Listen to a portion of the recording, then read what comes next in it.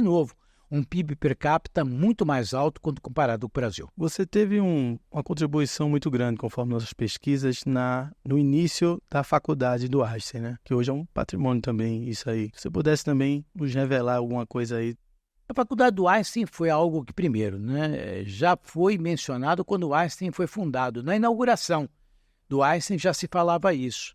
No meu momento, o que eu achei? Tá? Uma base robusta de ensino, profissionais qualificados, uma necessidade de um perfil profissional que o Einstein precisava e que o Brasil, de fato, precisa como uma organização de excelência, não ia fazer isso. Foi um sonho que a gente conseguiu materializar, não foi fácil, existiu uma resistência, porque você ouve aí que o pessoal não quer que abra mais faculdade de medicina, mas será que uma boa faculdade de medicina não tem espaço? E foi o que nós conseguimos fazer.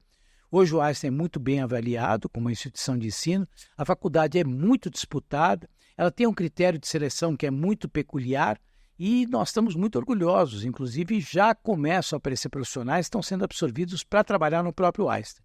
Então quando você vê todo um processo evolutivo como esse, né, onde você vê médicos que são treinados desde o primeiro momento a trabalhar em equipe, dentro de uma cultura de atendimento multiprofissional, eu tenho muito orgulho da Faculdade de Medicina do Einstein, que eu, de fato, dei o pontapé inicial e comecei. Aliás, a primeira turma praticamente já estava em curso, quase no final, quando eu deixei e passei a presidência do conselho, onde eu estou. Mas hoje, sob a liderança do Sidney Kleiner, que é o atual presidente do Einstein, isso acontece e, graças a Deus, eu digo até uma coisa para todo mundo que me escuta. Vai muito melhor que estava quando eu estava lá, nessa posição. Por quê? Porque as pessoas se renovam, líderes novos surgem, propostas diferentes, quer dizer, fico muito orgulhoso do que a geração subsequente está conseguindo fazer. Essa sua escolha pela oftalmologia se deu por quê? Porque eu gostava de conciliar clínica com cirurgia. Mas acabei descobrindo algo que para mim foi fundamental. Eu sou uma pessoa muito agitada, né? Eu gosto de fazer as coisas e sou muito decidido e resolutivo. E a oftalmologia é uma especialidade muito direta, porque você examina, tira uma história, e aí você enxerga o olho em toda a sua estrutura. Então, praticamente, você não só faz uma avaliação clínica, como você faz uma semiologia diagnóstica, o exame complementar você mesmo faz, e você dá a conduta. Então, aquilo que demora, às vezes, 2, 3 consultas para fazer numa outra área médica, na oftalmologia é quase que imediato. E tem o prazer de poder operar e devolver a visão. Então, olha que prazer, né? Devolver a visão para uma pessoa. É muito, muito gratificante ser oftalmologista. Eu vi em algum podcast que você fez, que falando que você antes um paciente procurava a sua clínica para trocar de óculos. E agora a coisa mudou. Era o começo da oftalmologia. A cirurgia de miopia não existia, a cirurgia de hipermetropia, né? As pessoas operavam a catarata mais tardiamente. Hoje as pessoas procuram a gente realmente para se livrar dos óculos e muitas vezes até mais velhas antecipam uma catarata numa fase inicial para poder também fazer cirurgias que hoje têm uma natureza não só de trazer a visão de volta, quer dizer, eles querem com uma expectativa de não usar óculos. Então, a tecnologia permitiu isso, né? O aumento da expectativa de vida trouxe novas perspectivas, ambições e expectativas por parte dos pacientes. Então, a gente se defronta com um cenário muito diferente daquele quando eu comecei a exercer oftalmologia. Onde é que está a vanguarda da oftalmologia no mundo? Olha, ainda é nos Estados Unidos. Um dos centros de referência é o Bascom Palmer, né?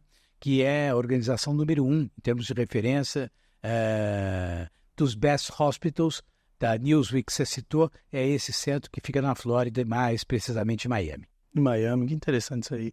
E em termos de produção de tecnologia, de laser para a oftalmologia, onde está essa... Estados Unidos tem muita coisa, Israel tem muita coisa, mas também tem na Europa, tá?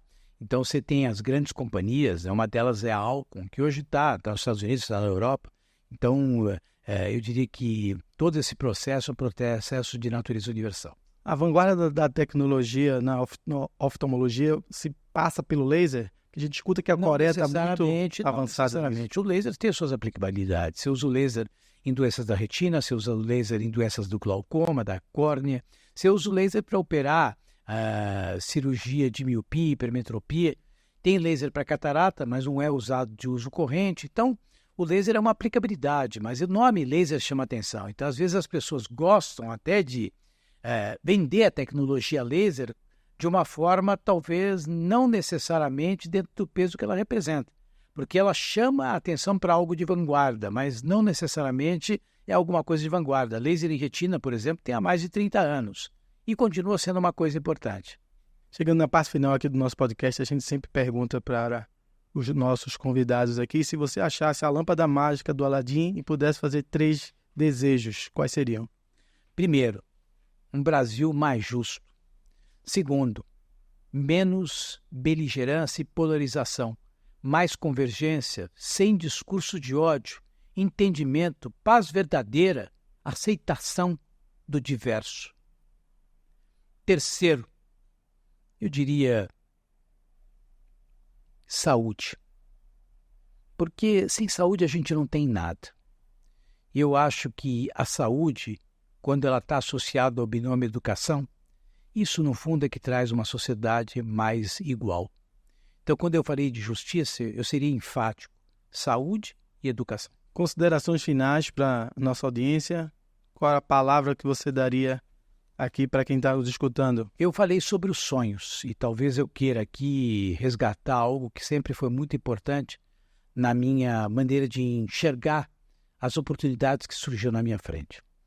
Os índios poderiam escolher os seus chefes de acordo com a sua força, mas não o fazem.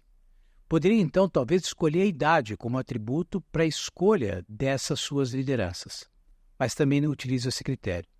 Eles utilizam como critério para a escolha das suas lideranças a capacidade que as pessoas têm de sonhar. Então, eu diria para as pessoas que estão nos assistindo: não fujam dos seus sonhos. Sonhem, tenham paixão, se invistam da melhor boa índole, da melhor boa vontade, porque o skill técnico, o capital, tudo isso está acessível de alguma forma, mas essas questões são questões de natureza intrínseca e se você não estiver motivado para isso, lamentavelmente você não decola. Sonhar grande, apaixonar-se e acreditar. Força que a gente chega lá. Muito bem. Para quem não conhece aí também, ele falou de sonhos. Quem puder ver uma história muito bonita na Bíblia, que é a história de José, que é conhecida como a história do sonhador. Está lá no Velho Testamento. Quem puder... José é o seu sonho, está certo, é isso mesmo. Bem lembrado.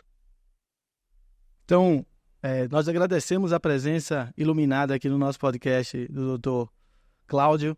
Nos deu uma aula aqui de muitas coisas e tem assuntos aí que a gente poderia estender bastante aqui, sobretudo nessa questão de Israel, que pode ser objeto de uma nova conversa mais eclesiástica com o Dr. Cláudio. Então a gente agradece muito a sua presença, a sua simpatia, a sua simplicidade aqui conosco nessa recepção aqui do nosso podcast.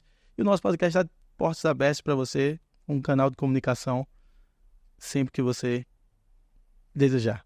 Eu que agradeço ao seu carinho, a sua educação, a sua atenção ao detalhe, a sua audiência e, evidentemente, a oportunidade de falar de coisas importantes, falar de saúde, falar de desafios para uma sociedade mais igual, falar sobre a questão envolvendo a luta do povo judeu pela sua sobrevivência, o direito à legítima defesa de um Estado, falar contra o discurso de ódio.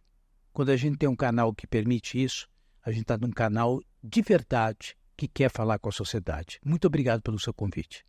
Nós que agradecemos e terminamos mais uma vez, mais um episódio com tudo que Cláudio falou aqui com a gente, que vai se materializar nessas 3 palavrinhas que a gente sempre termina o nosso podcast: saúde, força e fé. Resistência, saúde para o dia a dia e fé para um mundo melhor. Muito obrigado, Dr. Cláudio. Obrigado.